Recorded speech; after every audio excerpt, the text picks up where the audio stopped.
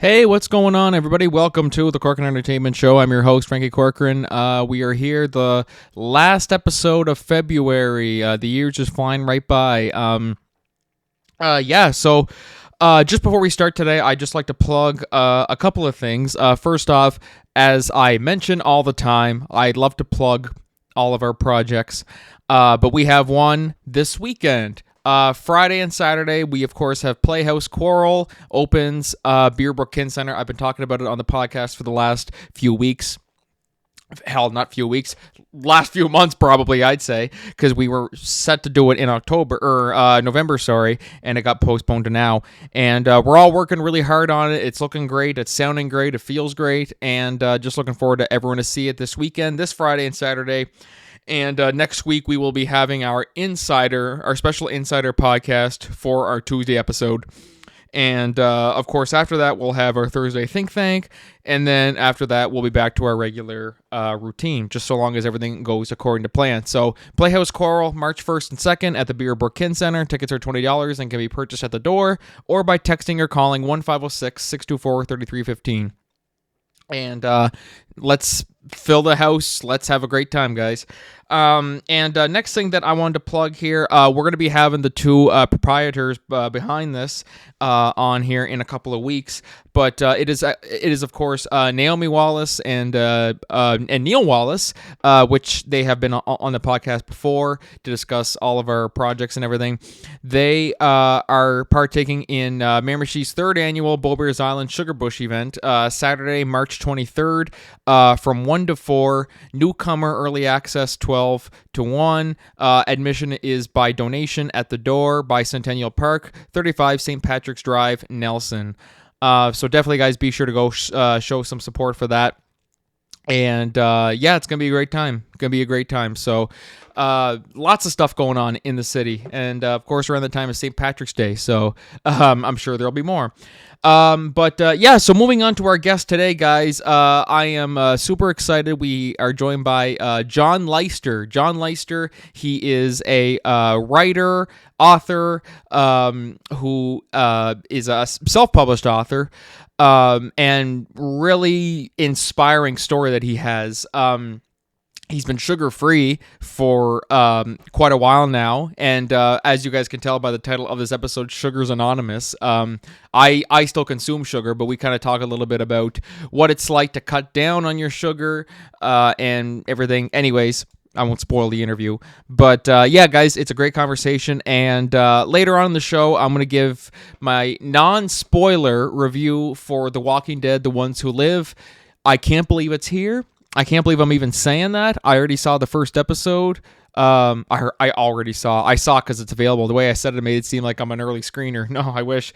The Ones Who Live it's finally here. Rick Grimes is back, and Michonne, but I mean, it's Rick. It's Rick. Rick is The Walking Dead. Anyway, so yeah, I'll talk a little bit about that. And I wanted to give my thoughts on Jimmy Kimmel is contemplating retirement, which is interesting. This kind of came out of the blue. I'll get my thoughts on that. And anyways, guys, without further ado, sit back, relax, and enjoy the podcast today.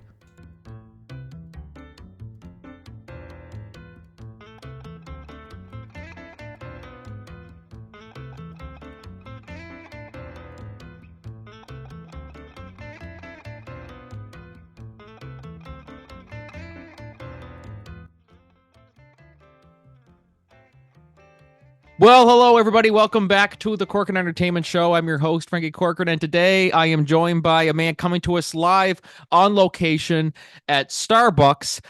He is also a fellow Canadian friend, John Leister. John, how are you doing? I'm fine, Frankie. How are you? Thank you so much for having me as a guest on your podcast. It's a great opportunity. Yes, absolutely. Thank you so much for coming down. As I mentioned off the top, fellow Canadian, and he's even you guys can't see this because it's audio, but it is he's even representing. He's got the Canada hat on too, so that's perfect. I stand on guard for thee. Yes, there exactly. I should start the podcast with the "Oh Canada, we all stand." Yeah, I should do that very, actually. very cool. show some support. So you're coming to us from Starbucks. So, as a writer yourself, of course, self-published author, well over 50 books. Tell us why Starbucks is almost like the go-to spot for most writers, or not necessarily Starbucks, but like I find cafes in general are like the perfect spot Yeah. for writing and just being able to concentrate and get your work done. Why is that in your opinion? Well, as we discussed a few minutes ago, for one thing, it's very convenient. For another, I love coffee. And for another, I like being around people like myself who are fellow verse manifestors. I notice that every time I come to a Starbucks, there's usually at least one other person with an old school, a notebook and a pen, and they're writing, or they're banging away on their laptop. They're doing whatever it was that they were meant to do with their lives. They're in sync with the truest version of themselves. And so I find that being a part of that energy just adds to my motivation. I mean, everything in life all boils down to mindset and motivation. Each one of us has to have a mindset that motivates us to do whatever it is that we were meant to do with our lives. And for 35 years, I was pretty much a couch potato. I've been working as a security guard. When I was a boy, I wanted to be a comic book artist. I was a huge. Do you like comics? I was a huge I do Marvel and like comics DC. actually. Yeah, Good, cool. Cool. I Well, got the there's Walking Dead comics somewhere here. They're behind me. Yep. nice. Cool. Well, I don't know how old you are. You look quite young. I'm 58. How old are you? 24. 24. Okay.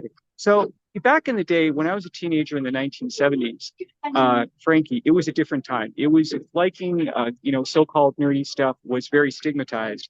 And so I always felt like something of an outsider. Like I had no interest in sports. I have nothing against sports. I think sports are great. I get it. I get why people like them and I get why people participate. But I was just never emotionally invested in whether or not the Vancouver Canucks made it to the Stanley Cup Finals. I just didn't. That did not come with my soul to this corporeal body. What did come to this corporeal body was a love of stories.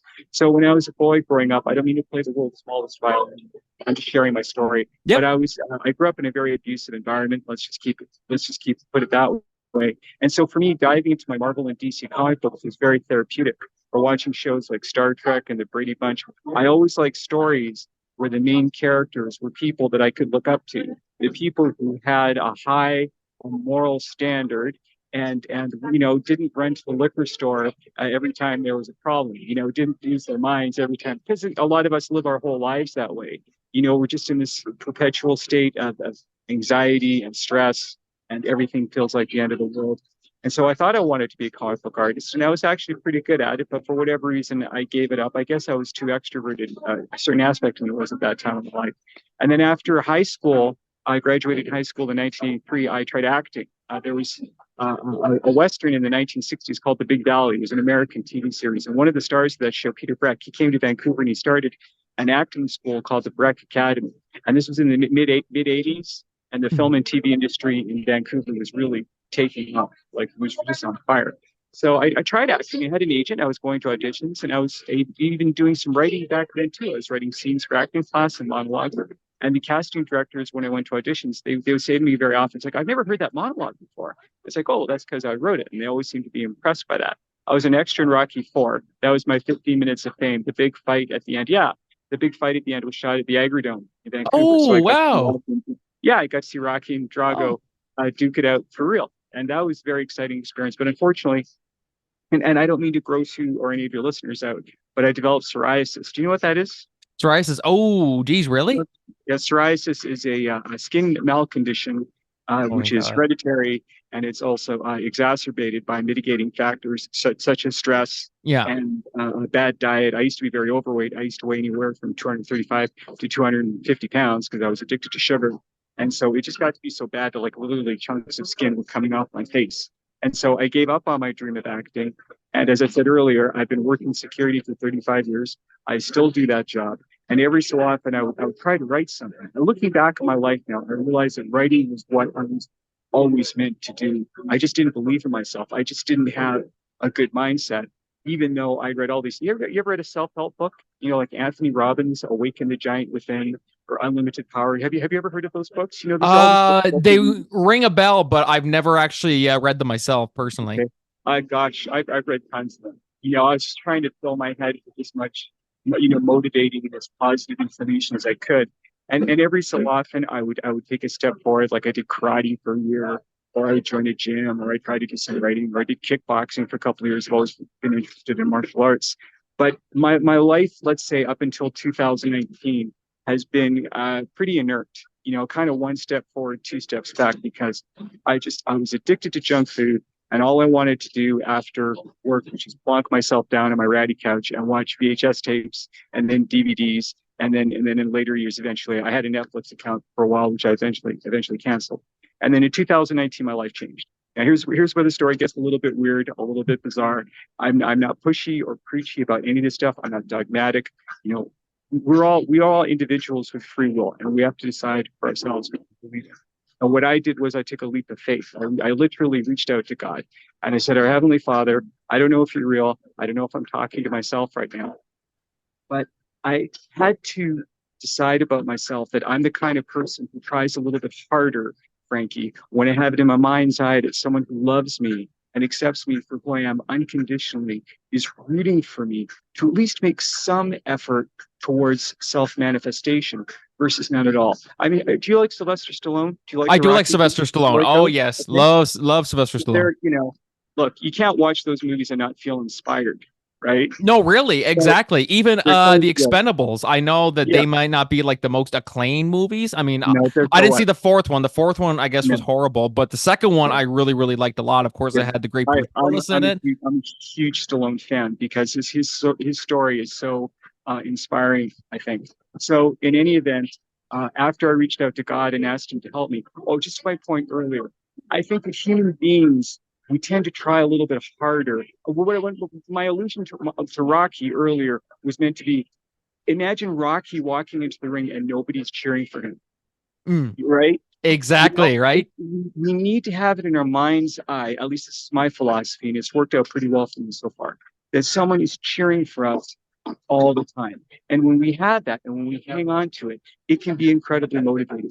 So just to backtrack a little bit, around 2005, I've written a bunch of short stories. They're my first Lee Hackman short stories, and I just wrote them for my own amusement more than anything else. I was working a security job where I was very understimulated, and I had read. Are you familiar with a writer named Robert B. Parker?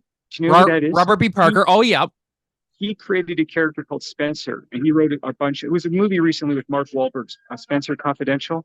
So Mm, I read those books in my 20s, and they're super entertaining. They're detective stories, and I thought, gosh, I think I can do this. I think I can write in this genre. And he wrote from a first person narrative, which I like because then you get inside the head of the main character. And so I just started popping off these like 10 to 15 page kind of bite size short stories where Lee's already cracked the case. He has all the information that he needs, and he's got to go get the girl who's been kidnapped, or he's got to go find the boy who's been kidnapped, or whatever it is. And I did nothing with them. I made some hard copies and I stuck them in my bedroom where the pages curled and yellowed for like 15 years. And so after I reached out to God and I asked him to help me, I dusted off these short stories and I read them. And I don't know if you do any creative writing, Frankie. You seem like a very creative yeah, young man. I'm a playwright actually. Well, Playwright. good Yeah. for you. Good for you. My toque's off to you, sir. Keep doing Yes, you. I actually have. It's right here. My first published play. You guys can't see that. Wow. One we staged back 2 summers ago, actually. So I decided to Congratulations. self-publish it. Yes, thank you. Appreciate that very much. So has it actually been performed?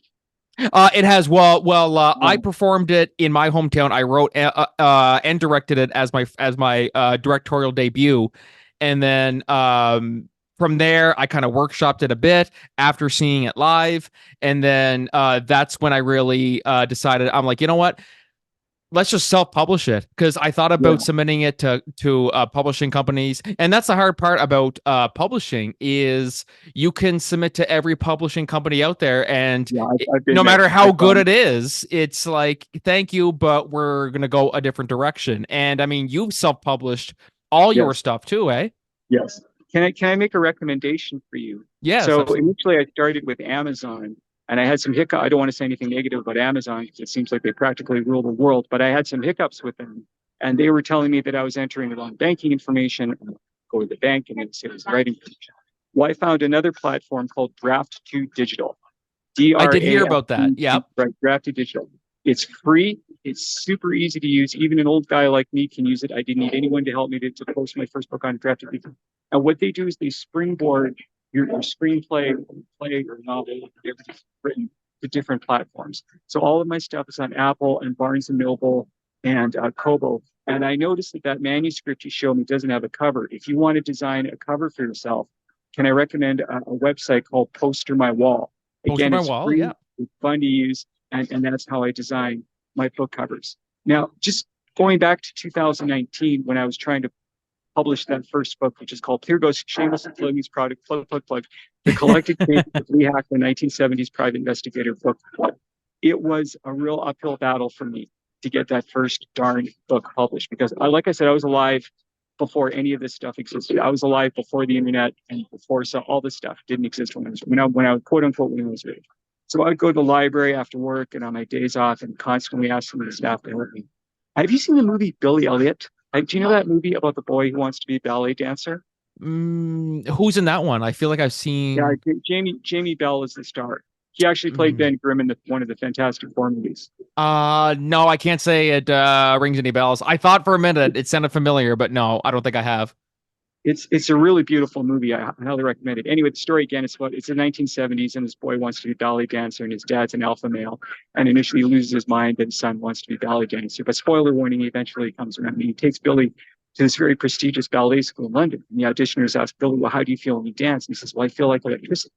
And that's how I felt when I posted that first book online. I thought, gosh, like for one of the very few times in my life, I actually started something. And this is an important life lesson that I think we all need to remind ourselves sometimes. When we embark on something that's new and creative and exciting, like something we've always wanted to do, but we've been procrastinating, but we've been making excuses not to do it, and we get sidetracked by life. We have to have it in our mind's eyes that there are going to be hiccups along the way, that there are going to be Oh, obstacles, absolutely. right? And that's what trips it. I know I'm not the only one. That's what trips us up sometimes. If I didn't have God in my life, if I hadn't taken the leap of faith, and I define my relationship with God is kind of like Big Brother from 1984. You know 1984 by George Orwell. Big Brother is watching you. Are you familiar with that story? It doesn't Uh, matter. It's not don't important. don't think I am. No. It's not important. It's basically 1984 is like this alternate 1984 where the world's become a totalitarian kind of dictatorship, and Big Brother is kind of like in control of everybody, and there's like cameras everywhere, and everybody's being spied on. I define my relationship with God as like Big Brother, but in a positive way, in a loving way, kind of like Yoda and Luke Skywalker's rucksack, like whispering means you're like, don't give up, don't give up. If there's such a thing as parallel timelines, like alternate universes, like Star Trek or Back to the Future, and I tried doing this without God in my life, and not to be overly self-denigrating, but knowing who I was back then as a younger man, I would have given up after two or three tries. I just was not that. If at first you don't succeed, try again type of guy. In spite of the fact that I read all of these self-help books over the years, and I was in therapy for a year, and I found all of that to be very beneficial. But in my mind, anyway, I mean, it kept me alive. Let's put it that way. But not enough to be as motivated as I wanted to be to actually manifest. After I reached out to God, that motivation it suddenly was there because again, there's the creator of the universe and he's watching you. And he's like, well, John, are you going to give up? Are you going to throw in the towel? I'll be awfully disappointed if you don't. So when I saw on the screen for the first time after like 100 tries, I was just going in circles. Congratulations, your ebook has been published. I was like, oh, so that's what that feels like actually starting something and there were hiccups and potholes along the way and actually crossing the finish line. And I thought, gosh, I'm 53. I'm 58 now.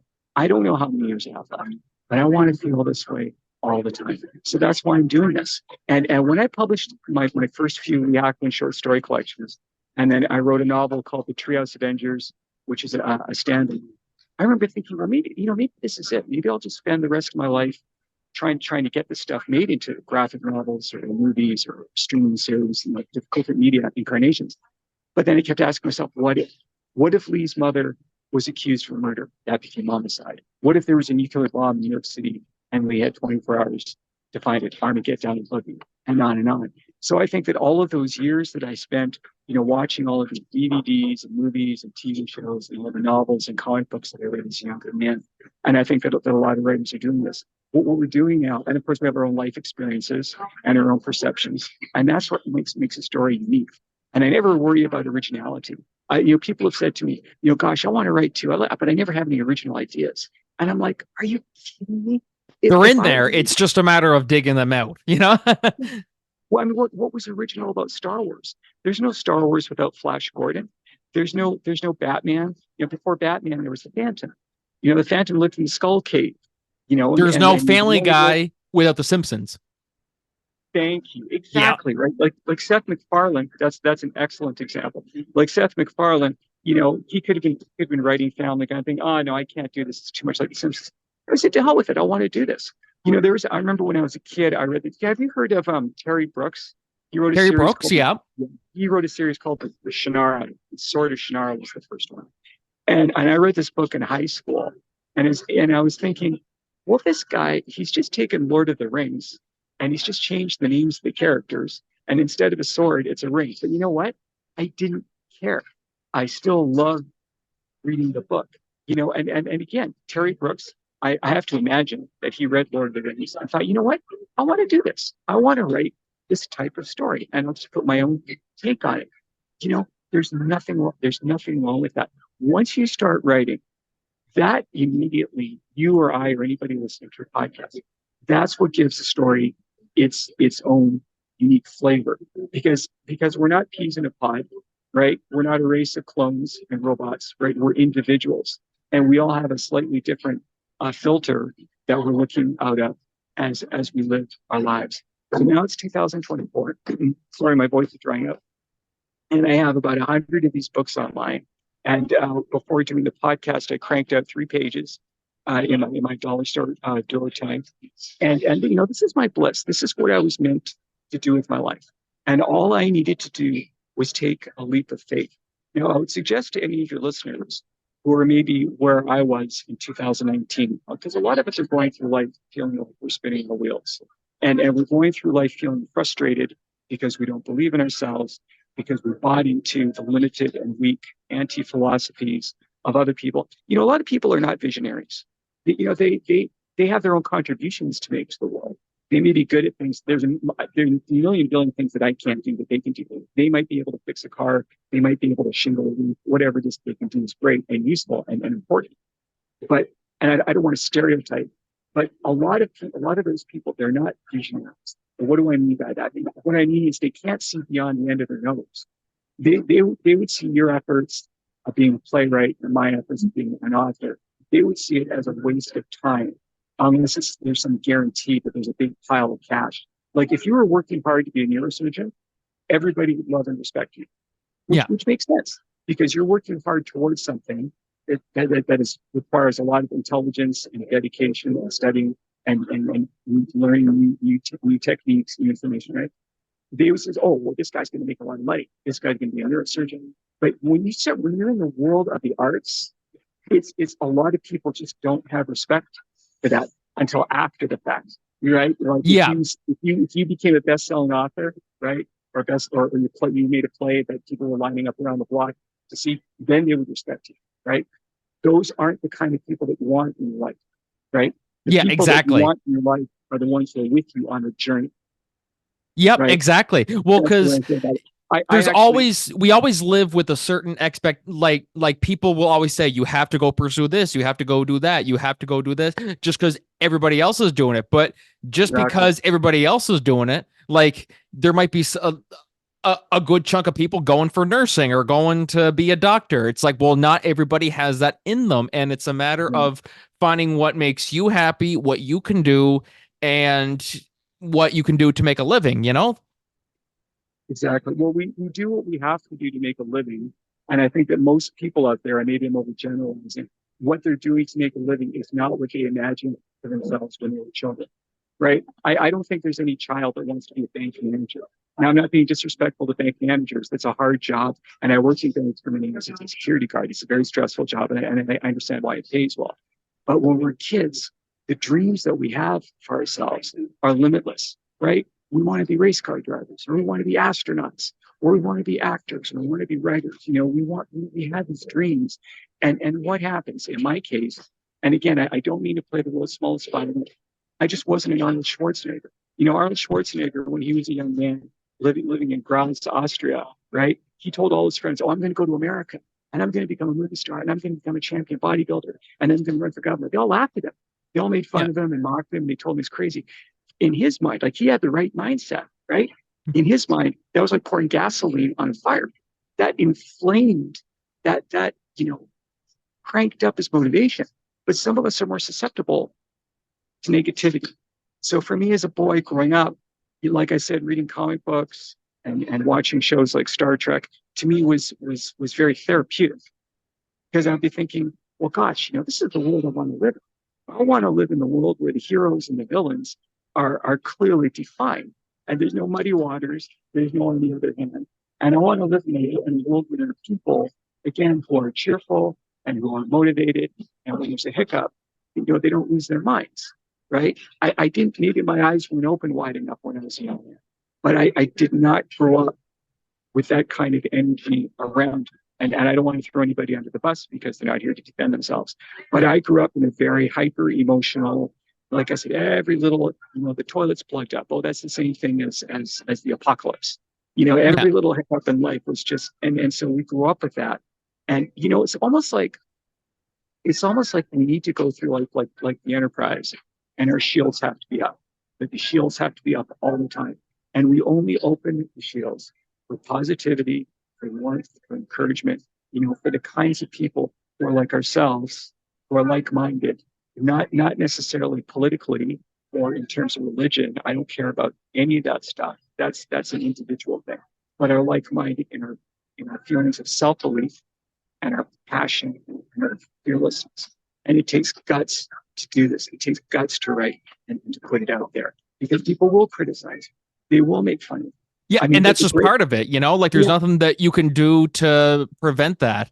I right, don't want to do this because people are gonna say bad things and stuff like that. Yeah, but that's just part of it. People are gonna like what you yeah, do, people aren't gonna like what you do, and there's nothing you can do to control that. You just go about your business, and as long as you're happy, fuck the haters. You know what I mean? Like, exactly. That's well said. That's when you know. That's when you know that you're on the right path in life. And again, all of this is just my opinion. And if people disagree with me, but I feel that, like, for me, writing, I don't have to will myself to do it. It's almost like I'm at a point in my life now where I have to will myself not to do it. If you have to will yourself to do something, then you probably should be doing something else, right? It's for me, writing, for some people, hammering nails all day is their passion. yeah, And exactly. God bless them because they're building houses for people or they're building office. They're doing something that is a very important and necessary part of society. But a lot of those people, that's just in them to do it. If I try to hammer a nail, it'll go right through my nail. I mean, I could learn to do it. I could, but I'm just not motivated that way. I remember when I watched hockey games as a kid with my friends or with my dad, I had to will myself to keep watching because it was peer pressure. I wanted to fit in. And then I buy hockey cards. Cards like cards with pictures of athletes, like hockey cards and baseball cards. I Oh, never right, yeah. cared about any of that stuff. Yeah, again, I just did it to fit in. You know, this I don't know which Shakespeare play this is from. Hamlet. This above all to thine own self be true. A lot of people say that, but they don't really mean it. What they mean is, as you alluded to earlier, this above all to thine own self be true, as long as I agree with it. And Yeah. and when we enter the adult world, we have to do, like, here's an example. I was in the social setting with a group of people that I really love and still love and still care about. But I've had to disassociate from them somewhat because one of them actually said to me, "Don't talk about your books." And this is a guy who's all too happy to talk about his own achievements. He loves to talk about the stuff that he's done, and he expects you to listen. And I'm happy to. I love being around people who want to talk about their achievements. I find it motivating and inspiring. But he didn't like it when I talked about my books or that I It's was just me, guessing. me, me, me. Exactly. Yeah. And also, I feel like, I hate to say this, it's human nature. I feel like there's some jealousy I feel like some people are jealous or they're envious because you're doing what you want to be doing and I'm doing what I want to do. And a lot of these people aren't. They shouldn't feel that way. They should feel inspired. They should say, oh, John's 53, publish a book. Maybe I can do that too. Or I'm 53. Maybe I can go back to school and get my degree. Or maybe maybe I can get my pilot's license. That X. We all have that X. When I was a kid, there was a friend of mine. His dad was an engineer, and so he wanted to be an engineer. Like he knew his whole life and so when he graduated high school, he went to university and he became an engineer. Some kids are lucky; they win the lottery in that sense. What I mean is, they come into the world and they know what they want, and they just Yeah. go there. But they have their own trials and tribulations along the way, as they all do. But they know when they're children. And some of us are late bloomers, like myself. We're just kind of bouncing off the walls. Oh, maybe I want to be a comic book artist. Drawing all the windows on a building. I don't want to do that. Oh, maybe I want to be an actor. Oh, I have psoriasis. Oh no. Looking back now, it's always been right. Now, I could have become a self-published author much earlier. And the reason I didn't, Frankie, again, I just didn't have the mindset. And my mindset can be summed up in 3 letters, God. I believe in God. I have faith in God. I don't claim to know what God is, but my faith is what motivates me. It's kind of like the Force from Star Wars, or the Yes. yellow sun. Superman gets his powers from the yellow sun, right? That's how I define my relationship with God. Here's another thing: I lost 65 pounds after I reached out to God. My diet changed dramatically Lowered your because sugar intake and stuff. So you still drink coffee, right? Like oh just black coffee? Yeah. yeah, black coffee Yeah. with lots of water, lots of water. Yes, there you And go. Exactly. Because I've actually, um, in 2020, I mean, I was dealing with the anxiety my whole life and stuff like that. And so I took it upon myself during the pandemic when I didn't have anything else to occupy my mind with. I'm like, all the things that I would do to distract myself from anxiety and stuff like that I couldn't do. And so that's why I took it upon myself, got help, and I still this feels like a Sugars Anonymous, like a AA. We are we're not the only recovering. ones, brother. We are It's recovering sugar epidemic. addicts. Yeah. But Sugar, I believe, is absolutely one of the most harmful things you can put into your body. yeah, absolutely. I Not, mean, not just physically, but also mentally. yeah, exactly. Because anxiety, it just spins like I still consume sugar. I don't. I try to balance it out like each week. Yeah. Uh, like some days it's hard, especially if you're hanging out with friends and they're offering you, oh, here's some pop and here's this and that. You're like, oh my god, like geez, I already had enough of it. So there's sometimes where you try to treat yourself, but then there's also times for me where I'm like, okay, I'm trying to keep to my goal, to try and stay as healthy as possible and All stuff things like in that. moderation. Yes, exactly. Yeah, you can have your cake and eat it too. Just don't eat so much cake. Yeah, Right? exactly, right. And that's Yeah. the same with me and sugar. I mean, obviously, I still drink sugar, but I'm more aware. I'm trying to, as opposed to years ago where I was kind of like you. I was just just drinking pop and everything like it was water, and eventually realized that wasn't good. Like, Um, like you know what I mean? Not just for because your physical because health, but for your mental because health. you can never get enough. It's like a drug. It's like you start eating it, you become addicted to it, and it's never enough. Yeah, There's never exactly. Yep. a saturation point. And then the next thing, I mean, it's a miracle I didn't give myself type 2 diabetes. I probably get that in blood. But know, my message to the world is: look, we have to live our lives in the present. You're 24, and you're just you're just beginning your life. And I salute you for being so true to yourself. And again, congratulations with your play. Oh, But thank you. like I Appreciate said, that. some of us are late bloomers, and some of your listeners might be my age or they might be older. And I get how so many people feel like they're stuck in the mud. We get into our habits, we get into our routines, and if we're comfortable there, and that's the key with comfort. If we're comfortable there, it can be very challenging to break out of. So what I would suggest to everybody who maybe finds the idea of God a little too esoteric, a little too out there, people who are agnostic, that's fine. We have free will. We can think however we want to believe in, that's fine. But I would say to them, if they're feeling stuck, just imagine the person who loves you the most is watching you right now. Is it going to make that person seeing you lying on the couch, just vegging in front of watching, binge watching season 10 of Mandalorian or whatever it is, and pounding down KFC pizza? Is it going to make that person happy, or is it going to do it for them? Do it Yeah. for them, right? And if nobody loves you, if you feel like nobody loves you, then just pretend that somebody loves you. Like I Our do. minds, Do what you do to make yourself feel good, exactly. Our minds are so so powerful. Right. And if we acknowledge that power, I mean, have you ever had this experience where you're just like completely exhausted, right? And then suddenly something happens, and you think, "Oh, I can't," whatever it is that you want to do, and then something happens, and suddenly you're wide awake. That's how I feel when I come home from work. My current security job is I'm not complaining. I like my job, just in case my current employers are listening. But it's a very physically demanding job. It's 4 hours of walking, heavy lifting, and sometimes dealing with difficult people. When I come home from work, I'm just like, I'm sure a lot of people feel this way.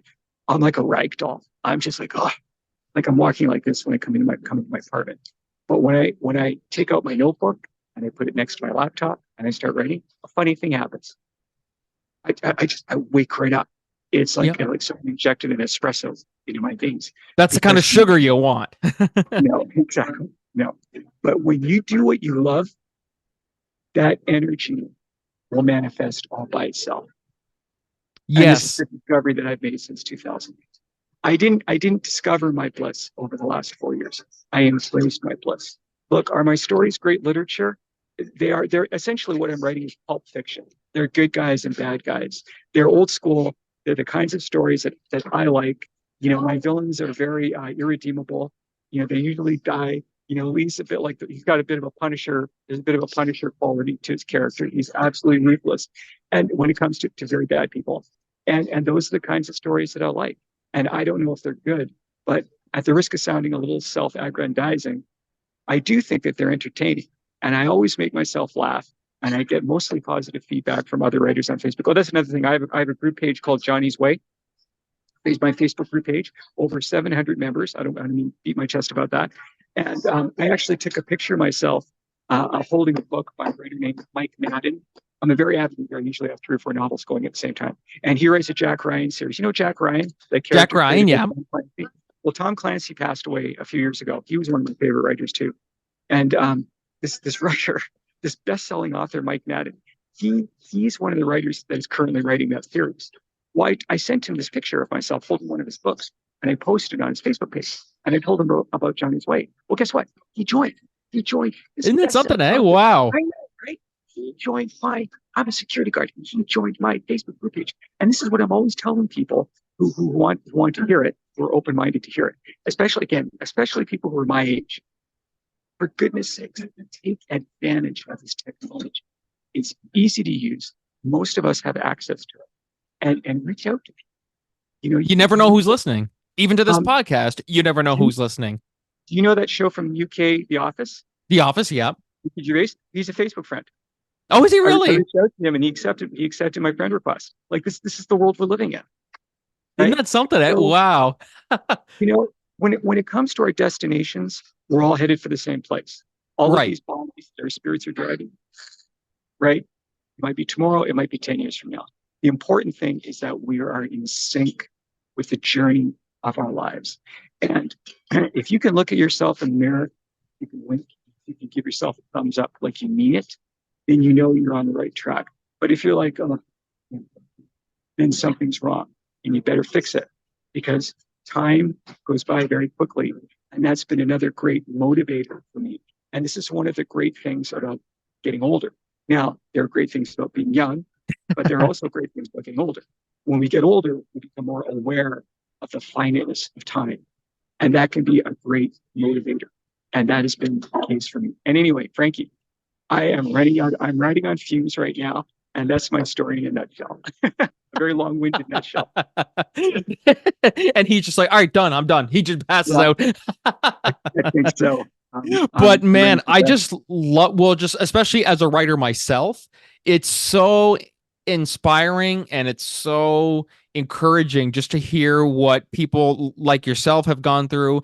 And, like just just going for what makes you happy, and knowing that there are bumps in the road, but ultimately it's what you want to do, it's what you've always wanted to do, and you're doing great with it. And it really motivates me, and I really hope it motivates anybody listening who is also an aspiring writer, even not just a writer, even if you're just an aspiring creator, actor. That's what our bi-weekly segment, the Thursday Think Tank, is about, where we have people on and they pitch their ideas to myself and Krista Potenza, famous voice actor. Oh, And terrific. so that's really, it's always really comforting to know that just because your journey, like someone like Harrison Ford, he was a carpenter at age Right. 30, and now he's one of the biggest stars of the world. Good And example. even hearing And your story too, yeah. you know what's amazing about his story? This blows me away. He actually taught himself carpentry. Yes, He I did actually hear about that. Isn't that he something, signed out a eh? bunch of books. To me, that's amazing. Like, now there's a role model, right? God, I watched someone do it. I'm like, how do you do that again? Yeah, same here. I'm just not that guy. It's a good thing people like him exist. Otherwise, we'd still be living in caves. No, exactly. But John, thank you so much for joining us today, live on location at Starbucks. Really appreciate it. My fellow Canadian friend from Vancouver, of course. So definitely let's stay in touch, because as a writer myself, and you're a writer, I think there's lots that we can do together. So thank you so much for joining the show today. Thank you, Frankie. It's been an honor and a pleasure, and I hope to talk to you again. Absolutely, man. Absolutely. So, guys, we are going to take a short break. We'll be right back. But until then, this is Frankie and John Leister signing off. Thank you, John. Thank you.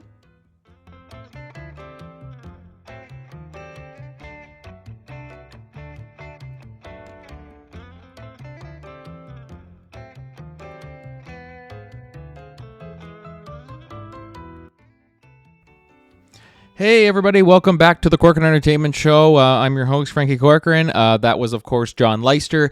Guys, definitely be sure you can search up his books anywhere. As he said, Indigo, Amazon, anywhere. Just type in John Leister and you'll find him. Amazing conversation with him. And, super proud to hear, someone who is so supportive to self-care, because it's something that we always tend to forget.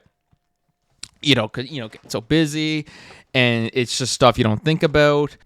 But John has gone the extra mile, and really rehabilitated his health, and has really put himself first, which is great. And he's done great for himself. So thank you so much, John, for joining the show today at Starbucks as well too. That was great too. Live on location at Starbucks. You guys didn't see it, but because it was just audio, but in the video recording, he was doing it, of course, on location, as I said.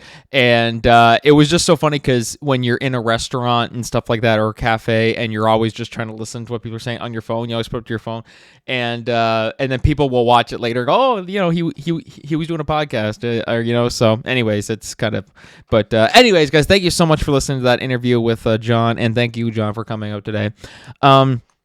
So I am now going to talk about something that I never thought I would even be saying.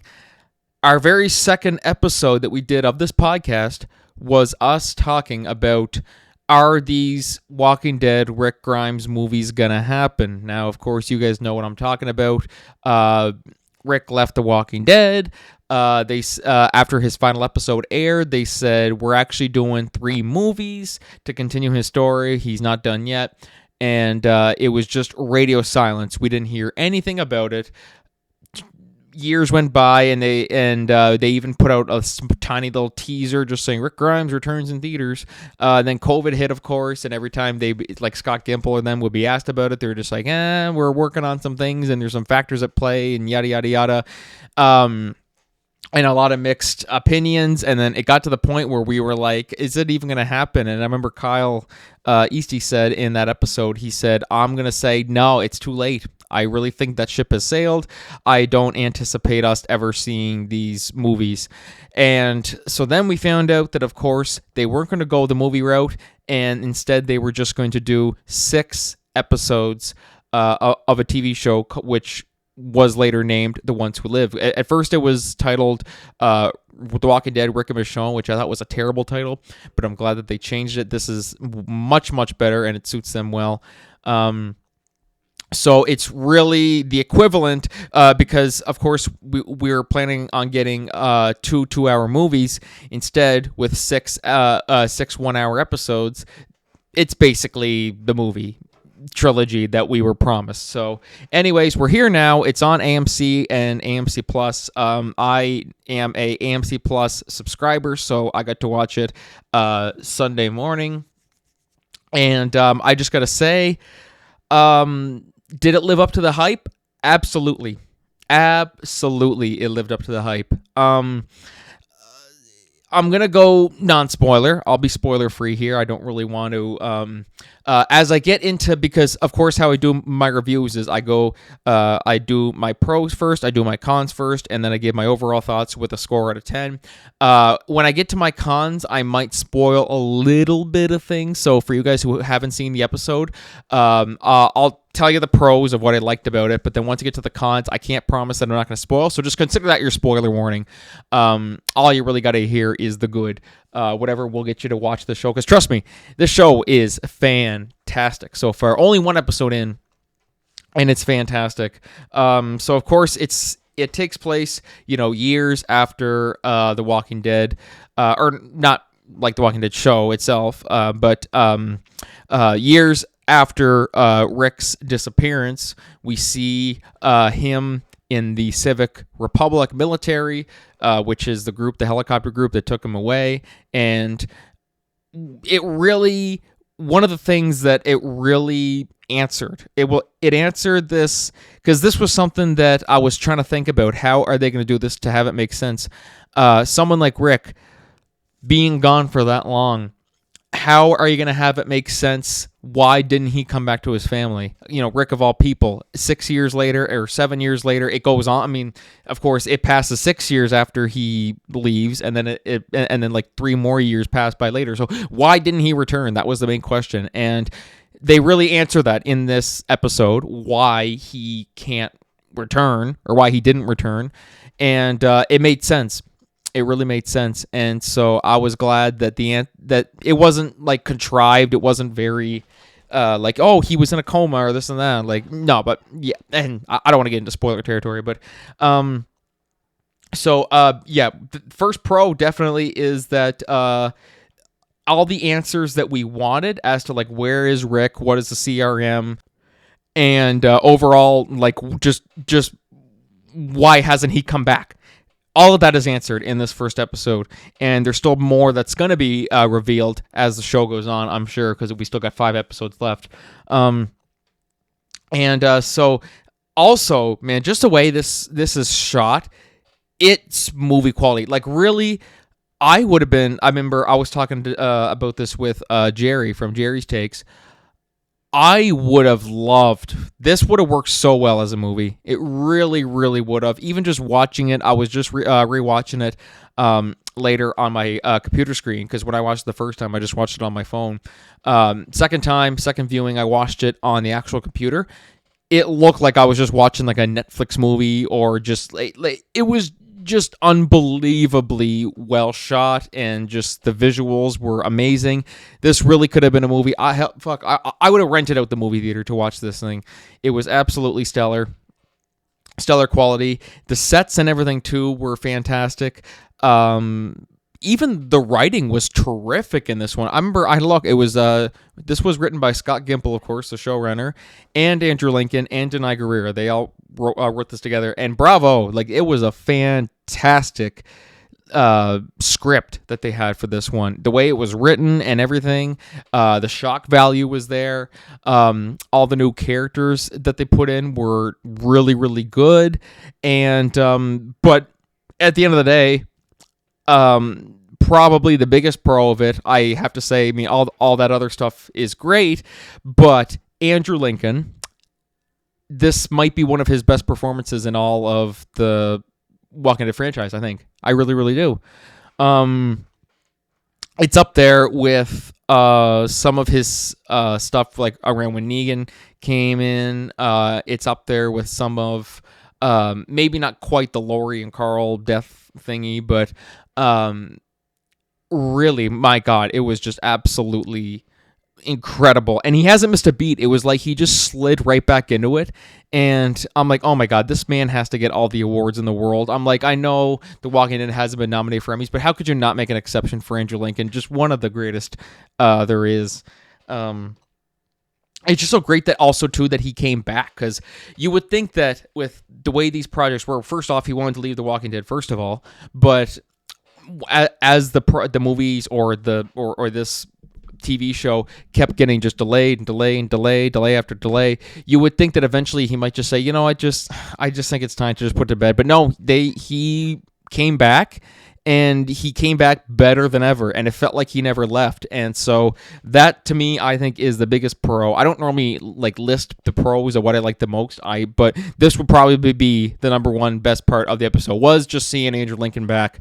Especially after all this time. I mean, we saw him briefly in the series finale of The Walking Dead, but this was just a whole other level. We haven't seen him since, of course, his last episode in The Walking Dead with the bridge and everything like that. It was just, terrific. So those are my pros. I was trying to think of some more, but overall, that's all for the pros. Now, the cons, I can't promise that I won't spoil. I'm going to try my best not to, but just, you can consider this your spoiler alert. But I'm going to do my absolute best not to.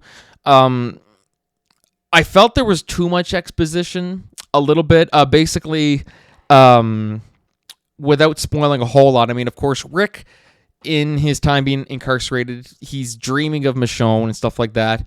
And the way they did these dream sequences, there were so many of them scattered throughout the episode that I really didn't think it was necessary. Because, yeah, like it really, to me, I'm like, I don't think we need to see that to show that he's always thinking of Michonne. Like, hell, like we see he's drawing, like there's pictures of her that he's drawing and stuff like that. We don't need to see these dream sequences. I mean, just in my opinion, I mean, they worked out well. They were well acted and everything, but I didn't really like how much exposition there was on that end. Like, look, Rick's always thinking of Michonne. Isn't that like this? Now, that's just my opinion. Maybe other people see it differently, and they think that it was the best thing that they ever did in the episode. Okay, but I'm just me personally. I wasn't a fan of it. I just stood there, me. And so also too, there was a little bit of narration. Or maybe like a little bit. There's a lot of narration in this, I will say, from Rick, Andrew Lincoln, which after a certain point, it kind of got a little annoying, a little bit. But I mean, it didn't take away from the episode at all. I was like, I could have just gone without the narrations. And that's pretty much all I can say without spoiling it. Basically, I don't want to spoil this too much for. Also, first of all, I'm sorry, I'm just going all over the place. Whenever I get so excited about something, I just go off on tangents. But definitely stay away from social media if you don't want to get much spoiled, because I guess the first 3 episodes or so were leaked. I had one big moment of this episode spoiled for me, which was unfortunate, but it is what it is. It's, can't pretend you didn't see it. You just hop on Twitter and boom, it's right there in front of you. So what can you do? But yeah, so just overall, steer clear of Twitter and stuff like that as much as possible, and just try your best not to get spoiled. But just beware, they're out there everywhere. All the spoilers are scattered everywhere for the first 3 episodes, so just keep that in mind. But overall, yeah, I think this was a terrific premiere. I think we're on the right track. Sean and Kyle are gonna be back in. When's the finale airing? April or so. We already talked about it. We're going to talk about the overall season or series. Yeah, that's a good question. Is it going to be a limited series like they're promoting, or they also said, in season 2 or season 1, like they talk about it like that? So is there going to be more? I don't know. I guess we kind of got to wait and see what happens. But overall, The Ones Who Live premiere, I'm going to give it a 9.5 out of 10. Excellent. It's great to see Rick back. I want to see or hear what you guys think about this as well, too. Be sure to leave those comments, whatever questions you have about the show, what hopefully is this going to get answered, this and that. I'm super excited to see where it goes. So definitely, guys, be sure to let me know what you think on that end. And so our last discussion topic today, moving a bit away from The Walking Dead, I want to talk about another talk show host. So of course, was it last week's episode? I can't remember now. Yeah, last week's episode, I talked about. Of course, we have the return of Jon Stewart for The Daily Show, which is super exciting. But it seems like while we have one talk show host back, we might be losing another beloved talk show host, who is, of course, Jimmy Kimmel. Article from ABC News it's titled, Jimmy Kimmel hints at retiring from talk show. I think this is my final contract. So Jimmy Kimmel, I mean, I've always liked Jimmy Kimmel. I noticed there are some people who don't like him too much and say, oh, he can't interview, he can't do this, he's not really funny. I really like Jimmy Kimmel, and I think he's really funny. He's a great interviewer. People are just, people like the bitch. That's all it is. In terms of my favorite talk show host, Conan O'Brien's always my number one. Then probably Stephen Colbert, and then Jimmy Kimmel would be up there somewhere. I'm trying to think who else there is. Jimmy Fallon. I like Jimmy Fallon, but he's just sometimes I just can't. I'm not a huge fan of him sometimes. Who else is there? Letterman, of course, was great. God, I'm trying to think. Jay Leno, I never liked Jay Leno at all. I really didn't like Jay Leno. I know I might be in the minority on that, but I never liked Jay Leno whatsoever. Who else is there for talk show hosts? Seth Meyers is funny. I actually do like Seth Meyers a lot. He is really, really funny. James Corden is, I know some people who don't like James Corden. I mean, I think James Corden was okay. He's done now with his show, but I thought he was funny. Carpool Karaoke was always fun to see. But Jimmy Kimmel, yeah, I really do like Jimmy Kimmel. I was kind of going off a tangent talking about all of them. So yeah, here's what the article says. It says, Jimmy Kimmel is opening up about the next phase of his career, hinting that his time as the host of Jimmy Kimmel Live may be winding down. In a recent interview with the Los Angeles Times, the 56-year-old talk show host, who was gearing up to host the Academy Awards for the fourth time, said his current contract might be his last. I think this is my final contract, he told the publication. I hate to even say it because everyone's laughing at me now each time I think that, and then it turns out to not be the case.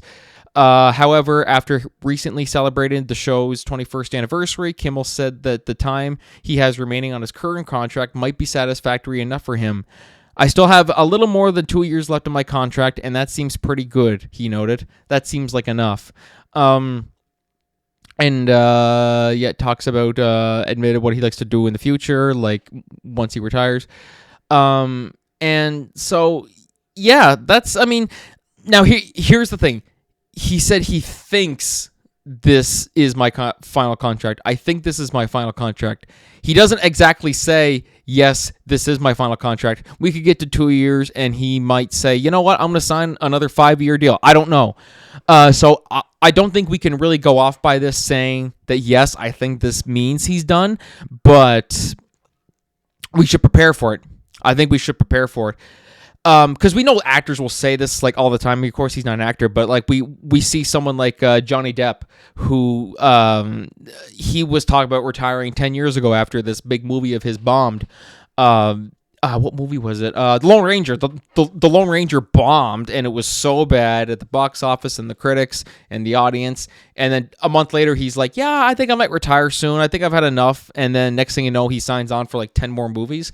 And then I think there's another actor who's done it. Jim Carrey said he plans on retiring soon, and he's in Sonic 3. Whether he continues after that, who knows? But yeah, that's like it's certainly. What do I think? One way or the other? I'm gonna say yes. I kind of believe him. I mean, hell, 21 years for a talk show host like that, or a talk show. I should say just a talk show. That's pretty damn good. You know, not many can say that. And 56 years old, I think it said on the article, he's 56. I mean, hell, he certainly earned it. If he retires, he certainly earned it. That's for sure. 21 years with the same job is pretty damn good. And there's not many people who can say that. Genuinely, I really don't think there's many people who can say that. Even there's many talk show hosts who host for 5 years and then go on to another one. He's been hosting this one a particular job for 21 years, which is a lot. And I think he's earned it. If he wants to retire, I mean, like, he certainly, it's not like one of those things where we're going to be like, oh my God, I wish he could have stayed on longer. It's like, well, no, leave on a high note instead of sticking around for too much longer and being like, oh shit, I should have retired 10 years ago. But yeah, I'm going to go 80%. I think he's done. And then the other 20%, I'm going to say that he is going to stick around for a little bit longer. I do kind of believe that this is it for him.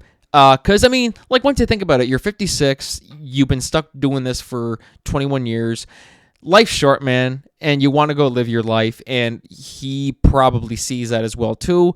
Hopefully, whatever he does, he's happy, and either way, if this is his, final contract, good for him. At least we know we have time to prepare. It's not going to be like one of those ones where the talk show host is retiring and he announces it like the day before. So we at least have 2 years left of Jimmy Kimmel left, and I'm super excited to see what goes on from here. So definitely, guys, I want to hear your thoughts on that. Do you think Jimmy Kimmel's done? Do you think he's going to retire? Is this another Jim Carrey, Johnny Depp situation where, yeah, I'm done, and then sign on for 10 more movies? Whatever you think, be sure to let me know your thoughts. And we're going to call it there for the show today, guys. I want to thank my guest, John Leister, for coming on. Be sure to type in him on Amazon, Indigo, Goodreads, wherever you read your books, and be sure to show some support. Definitely get your tickets for Playhouse Quarrel as well, too. Can't wait to show you guys what we've been cooking up. I think it's going to be a great time. And hope you guys enjoy it. I hope you guys really enjoy yourselves. So, thank you guys, and we'll see you guys next week. Until then, this is Franky signing off. Have a good week, guys, and, hope you had a good February. And on to March. See you guys.